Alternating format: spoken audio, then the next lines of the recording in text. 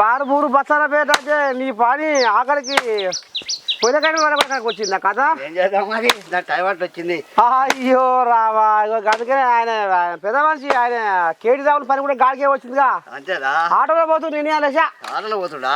కాకపోతే చూడు కారు ఊరి అని పోయినాయా? పోయినాయి. మరి ఏం చేయంటావు? తెలంగాణలో నేను సీఎం కావాలి, తెలంగాణలో నేను సీఎం కావాలి అని కలలు కన్నా కేటీ రాములు పాడైపోను ఆశలు అడియాశలు అయిపోయాగారా. సీఎం కాకపోయే కాలాలు కానొస్తాయి కానీ గతులు గానరావో.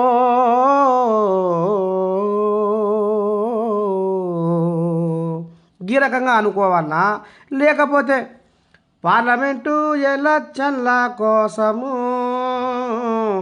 కేటీ రాములు ఏషము, పార్లమెంటు ఎలక్షన్ల కోసము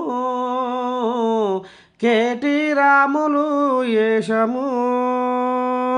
మరి సానుభూతి పొందడానికే గీ సకదనం అందుకున్నాడు అని ఇక సోషల్ మీడియా పోరగాళ్ళు ఒకటి దంచి కొడుతుర్రట కామెంట్లు. ఊకుంటారా మరి? ఇక అహంకారము నెత్తికెక్కించుకొని అధికారం మాదే, అధికారం మా సొంతమే అన్నట్టుగా చేసి జనాల శాపనార్థాలకు బొక్కబోర్ల పడి ఇప్పుడు సింపతి కోసము ఆటోలో పోయి జనాల దృష్టిని మలుపుకుందామని చూస్తున్నావు కేటీ రాములు అని దుమ్మెత్తిపోస్తున్నారట జనాలు.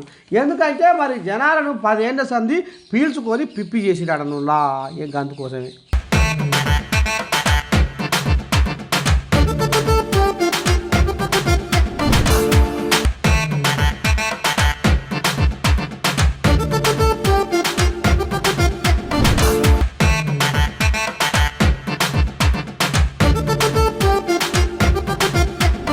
చూసిర్రా, అంత పోయి బొంత చేతికి వచ్చినాక కేటీ రావులకు సోయి వచ్చిందని ఈ నోట ఆ నోట గుసగుస పెట్టుకుంటున్నాడు అన్నలా.